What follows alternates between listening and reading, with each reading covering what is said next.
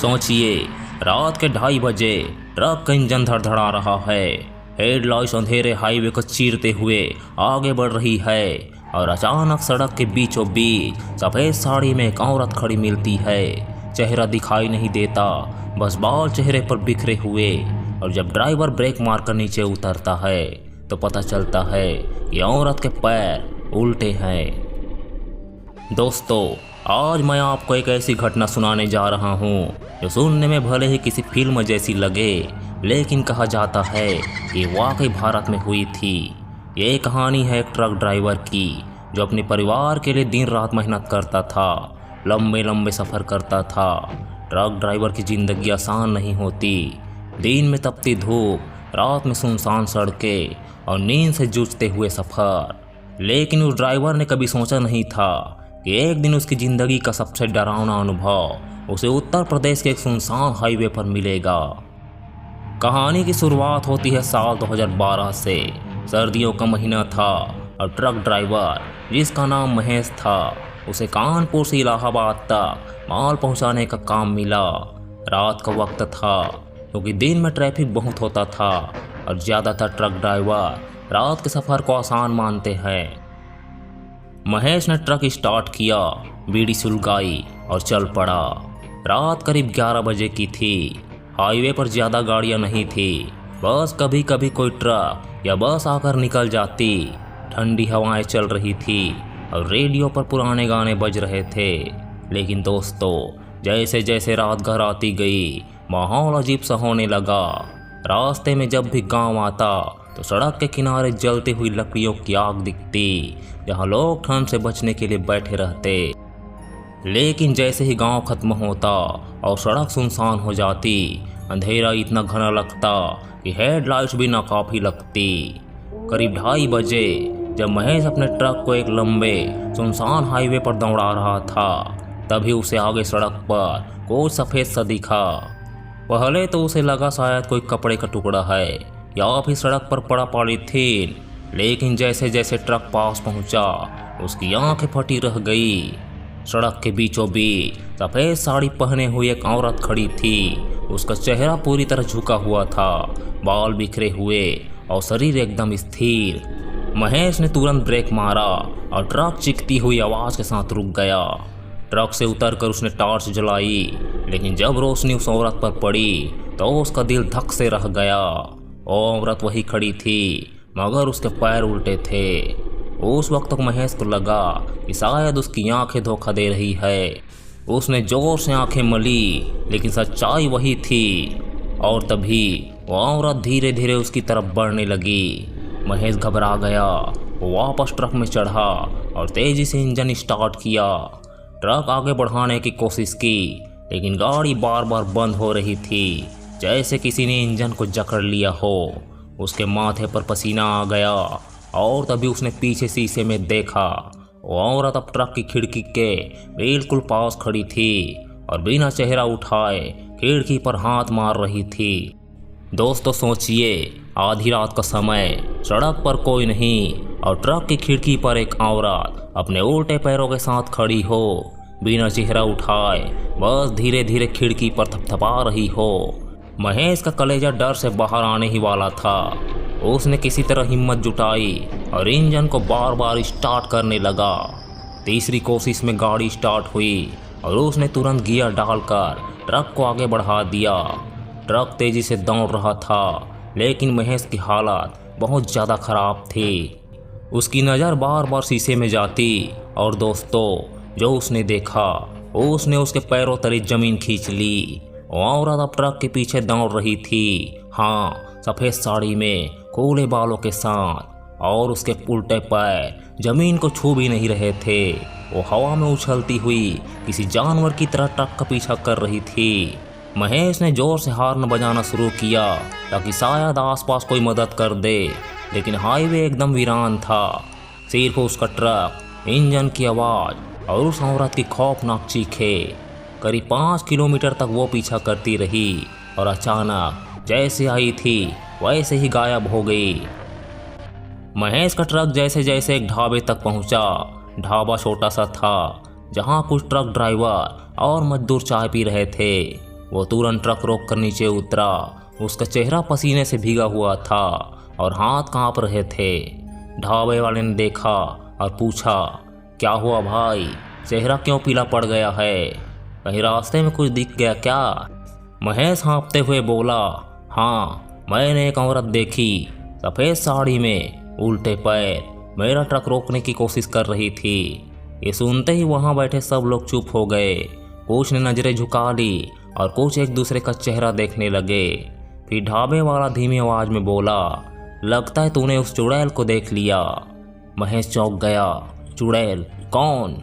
ढाबा वाला बोला, भाई, इस रास्ते पर अक्सर ड्राइवरों के साथ हादसे होते रहते हैं। कई बार ट्रक अनजाने में पलट जाते हैं, कभी ब्रेक फेल हो जाते हैं। कहते हैं कुछ साल पहले इसी जगह पर एक औरत की मौत हुई थी। उसका पति ट्रक ड्राइवर था, लेकिन शराब पीकर गाड़ी चला रहा था। उसने सड़क पर अपनी पत्नी को कुचल दिया और तब से उस औरत की आत्मा इस हाईवे पर भटक रही है। महेश की रीढ़ की हड्डी में सिहरन दौड़ गई। उसे याद आया कि जब वो औरत खिड़की पर थपथपा रही थी तो उसके हाथ खून से सने हुए लगे थे। बाकी ड्राइवरों ने महेश को समझाया कि रात के उस हिस्से में कभी भी गाड़ी नहीं रोकना चाहिए। जो भी ड्राइवर डर कर रुकता है उसका ट्रक पलट जाता है या वो खुद गायब हो जाता है। महेश ने तय किया कि अब वो रुक रुक कर सफ़र करेगा और रात में सुनसान जगह पर कभी नहीं रुकेगा। लेकिन दोस्तों, किस्मत को कुछ और ही मंजूर था, क्योंकि उस रात ये सिर्फ शुरुआत थी। महेश ने चाय पी और थोड़ी देर आराम करने के बाद फिर ट्रक स्टार्ट किया। लेकिन जैसे ही उसने ट्रक ढाबे से निकाला, उसे महसूस हुआ कि ट्रक के अंदर कोई बैठा है। उसने शीशे में देखा और उसके होश उड़ गए। ट्रक की पिछली सीट पर वही औरत बैठी थी, सफ़ेद साड़ी, झुका चेहरा और खुले बाल। दोस्तों, जरा सोचिए, आप अकेले ट्रक चला रहे हो, रात का वक्त हो, बाहर चारों तरफ अंधेरा हो और अचानक आपको लगे कि ट्रक के अंदर कोई और भी बैठा है। महेश की हालत उस समय कुछ ऐसी ही थी। उसने रियर व्यू मिरर में झांका और दिल धक धक करने लगा। ट्रक की पिछली सीट पर वही औरत बैठी थी, सफ़ेद साड़ी, झुका हुआ चेहरा, बिखरे हुए बाल। वो एकदम खामोश बैठी थी, लेकिन उसकी मौजूदगी पूरे ट्रक का माहौल बदल रही थी। ठंड इतनी बढ़ गई थी कि महेश के हाथ कांपने लगे। महेश ने हिम्मत करके सीट के पीछे देखा, लेकिन वहाँ कोई नहीं था। उसने फिर से मिरर में झांका। औरत फिर दिखाई दी, जैसे वो सिर्फ शीशे में ही नजर आती हो। महेश के माथे से पसीना बहने लगा। वो जोर जोर से हनुमान चालीसा पढ़ने लगा। लेकिन दोस्तों, जब उसने चालीसा का पहला चौपाई बोला, तभी पीछे से धीमी फटी हुई आवाज़ आई, मत पढ़, रुक जा। महेश का दिल जैसे रुक गया। उसने डरते डरते शीशे में देखा। औरत अब और भी करीब आ गई थी। उसका चेहरा अब थोड़ा थोड़ा नजर आ रहा था। आंखें लाल अंगारों जैसी, होंठों से खून टपकता हुआ। महेश ने तुरंत गाड़ी की स्पीड बढ़ाई। ट्रक 80 से 90 की स्पीड में दौड़ने लगा। लेकिन दोस्तों, कहते हैं ना, जब आत्मा साथ लग जाए तो बचना आसान नहीं होता। महेश ने अचानक महसूस किया कि उसका ट्रक खुद ब खुद दाएं बाएं झूल रहा है, जैसे कोई स्टीयरिंग पकड़कर खेल रहा हो। वो घबरा कर चिल्लाया, कौन है? मुझे क्यों परेशान कर रही हो? और तभी पीछे से फटी हुई आवाज़ गूंजी, तू वही है ना, ट्रक वाला जिसने मुझे मारा था। महेश के कान सुन्न हो गए। उसने कहा, ना, नहीं, मैं नहीं, मैंने तो कुछ नहीं किया। लेकिन औरत चीखी, झूठ, तुम जैसे ही थे, ट्रक ड्राइवर जिसने शराब पीकर मुझे कुचल दिया। मैं तब से हर उस ड्राइवर को ढूंढती हूँ ताकि उसे वही दर्द महसूस कराऊं जो मैंने महसूस किया। दोस्तों, सोचिए, अगर आप महेश की जगह होते तो क्या करते? ट्रक 100 की स्पीड से भाग रहा था, लेकिन स्टीयरिंग मानो उसके हाथ में नहीं था। महेश ने भगवान का नाम लेकर आंखें बंद कर ली, और जब उसने आंखें खोली तो देखा कि सामने हाईवे खत्म हो रहा था और एक मोड़ पर ट्रक तेजी से पलटने वाला था। वो जोर से ब्रेक पर पैर रखा और चमत्कार की तरह ट्रक मोड़ पर रुक गया। महेश का सीना धड़क रहा था, लेकिन पीछे मुड़कर देखा, वहां कोई नहीं था। वो सड़क के किनारे ट्रक रोककर नीचे उतर गया। रात की ठंडी हवा उसके चेहरे से टकरा रही थी। उसने सोचा शायद ये सब उसका भ्रम था, या फिर नींद और थकान के कारण उसे ऐसा लग रहा है। लेकिन तभी उसने देखा कि सड़क के किनारे मिट्टी में औरत के पैरों के निशान बने थे, और वो उल्टे निशान थे। आगे जाकर उसे एक और ढाबा मिला। इस बार वो रुका और ढाबे वाले को पूरी घटना बताई। सभी लोग चुपचाप सुनते रहे, लेकिन एक बुजुर्ग बोला, बेटा तू बच गया, तेरी किस्मत है। और ये औरत यहीं मरी थी और तभी से इसी सड़क पर भटकती है। कई ड्राइवर उसकी वजह से हादसे का शिकार हो चुके हैं। तूने हिम्मत दिखाई और गाड़ी नहीं रोकी, इसलिए तो जिंदा है।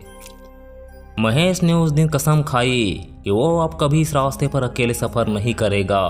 उसने बाकी ड्राइवरों को भी चेतावनी दी, अगर रात को इस हाईवे पर सफ़ेद साड़ी वाली औरत दिखे तो कभी मत रुकना, बस भगवान का नाम लेना और आगे गाड़ी बढ़ाते रहना।